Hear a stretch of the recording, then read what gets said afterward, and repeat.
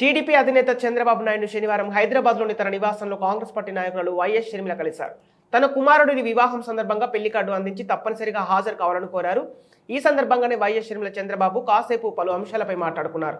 అనంతరం వైఎస్ షర్మిల మీడియాతో మాట్లాడుతూనే కేవలం తన కుమారుడి పెళ్లి కార్డు ఇచ్చేందుకు మాత్రమే వెళ్లారని, ఎటువంటి రాజకీయ అంశాలు చర్చకు రాలేదన్నారు. వైఎస్ఆర్ ఉన్న సమయంలో మా ఇంటిలో జరిగే పలు శుభకార్యాలకు చంద్రబాబును ఆహ్వానించారని, ఆయన కూడా వచ్చి మాకు ఆశీర్వాదం అందించారని షర్మిల ఈ సందర్భంగా గుర్తు చేశారు. రాజశేఖర రెడ్డి గారి మనవడు వైఎస్ రాజారెడ్డి గారి పెళ్లి జరుగుతున్న సందర్భంలో చాలా మంది ఇన్వైట్ చేస్తున్న రాజకీయ నాయకుల్ని, అందులో భాగంగానే చంద్రబాబు గారిని కూడా పెళ్లికొచ్చి వాళ్ళని ఆశీర్వదించాలని కోరడం జరిగింది.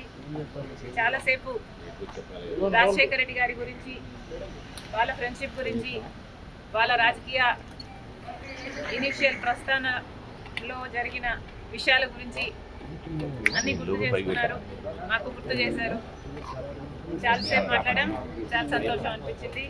వచ్చి ఆశీర్వదిస్తామని మాటించారు.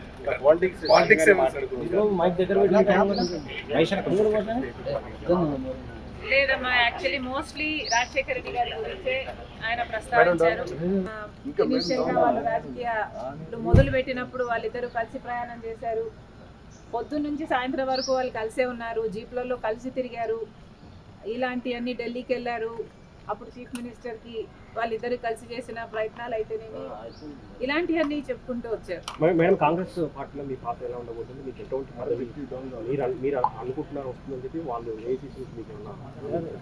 కాంగ్రెస్ పార్టీ ఏ పదవి ఇవ్వాలి, ఏ బాధ్యతలు ఇవ్వాలి అనేది కాంగ్రెస్ పార్టీ ప్రెరోగేటివ్. కాంగ్రెస్ పార్టీలో because it is the largest secular party చేరడం జరిగింది. రాహుల్ గాంధీ గారు ప్రధానమంత్రి అయితేనే మన దేశానికి మంచి జరుగుతుందని, కమ్యూనల్ వైలెన్స్లు తగ్గుతాయని, రాజశేఖర రెడ్డి గారే రాహుల్ గాంధీని ప్రధానమంత్రిని మనస్ఫూర్తిగా చేసుకోవాలి అనుకున్నారు. కాబట్టి అదే జరగాలి, అది జరిగితేనే మన దేశానికి మంచి జరుగుతుంది అని చేరడం జరిగింది. ఇంకొకసారి చేరిన తర్వాత వాళ్ళ చేతుల్లో మనం పెట్టుకున్న తర్వాత వాళ్ళు ఎలా ఆదేశిస్తే అది నమ్మకంగా చేయాల్సి ఉంటుంది. ఈ అన్ని రాజకీయాలు ఎట్లా డెవలప్ అవుతాయి, నాకు ఏ బాధ్యతలు ఇస్తారు అన్న దాని మీద డిపెండ్ అయి ఉంటుంది. So we should all wait and see.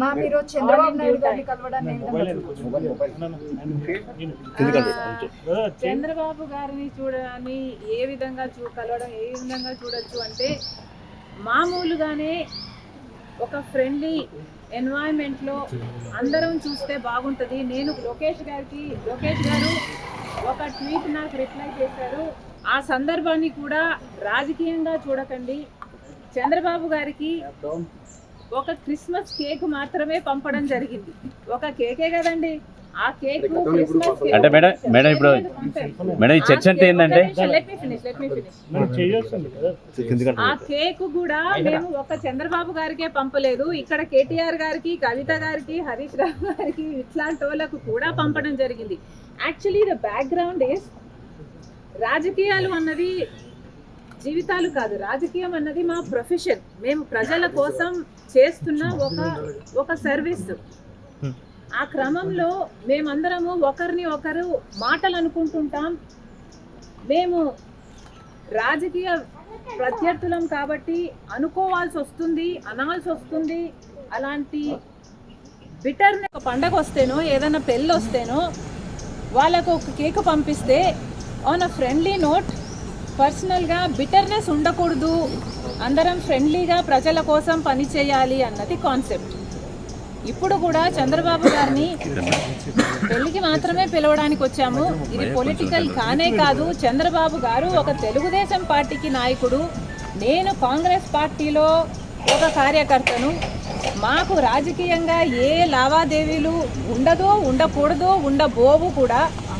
Rajasekhara Reddy గారు కూడా తన సొంత పిల్లల పెళ్లిళ్ళకు కూడా చంద్రబాబు గారిని ఇన్వైట్ చేయడం జరిగింది. చంద్రబాబు గారు కూడా రావటం జరిగింది, మమ్మల్ని ఆశీర్వదించడం జరిగింది.